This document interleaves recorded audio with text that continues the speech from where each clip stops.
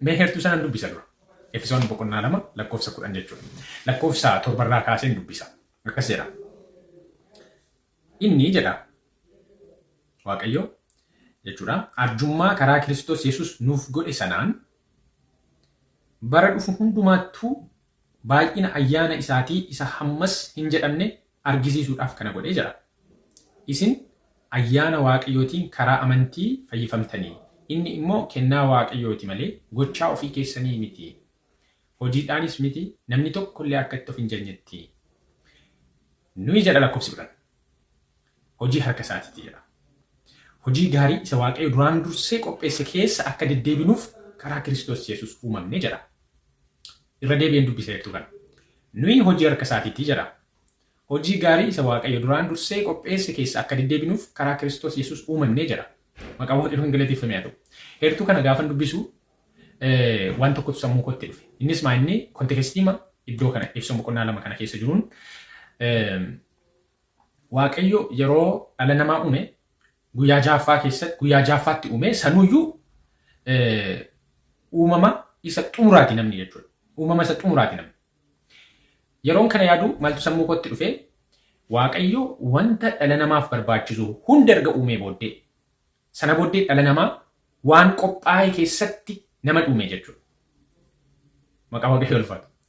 Waaqayyo waan dhala namaaf barbaachisu hunduma qopheessee xumureeti dhala namaa immoo waan qophaa'e itti fidee jechuudha. Kan akka hubannuuf Waaqayyo nu gargaara. Waaqayyo dhala namaa gaafa uume kana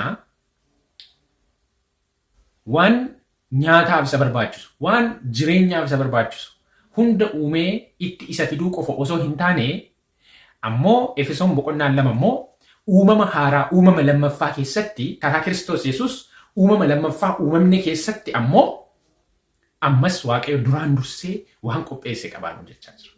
Lakkoofsi 10 kun karaa Kiristoos Yesuus uumamne ka jedhu kun uumama lamadha kan inni maqaa dha'u. Nuti jalqabattis uumamaan karaa Kiristoos uumamne ammoo lammaffaas karaa Kiristoos uumamne. Maqaa Waaqayyoo ulfaatu. Lammaffaas karaa Kiristoos uumamne. Nuti dhaloota lammaffaa dhalate. Dhaloota lammaffaa dhalate. So karaa Kiristoos kana lammaffaa yeroo uumamnus akkuma isa jalqabaa sana Waaqayyo duraan durseeti waan qopheesse qabaa jechaa jira. Hojii gaarii isa Waaqayyo duraan dursee qopheesse jedha. Duraan dursee kan qopheesse qaba jechuudha Waaqayyo.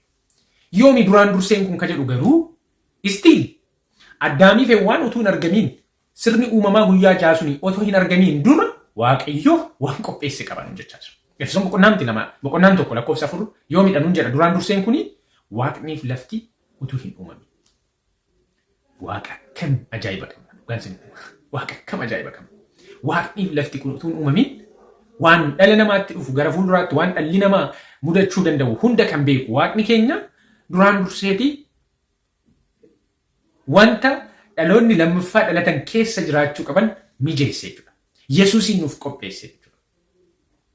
Kanaafidha Galaatiyaa keessatti boqonnaa 4 Galaatiyaan Kiristoos barri murame yeroo gahetti dhufee dhalate. Galaatiyaan boqonnaa 4 lakkoofsa 4. Barri murame sun yeroo guutetti Waaqayyo ilma isaa ergee jira. Kana jechuun barri Waaqayyo kaayerutu jira jechuudha.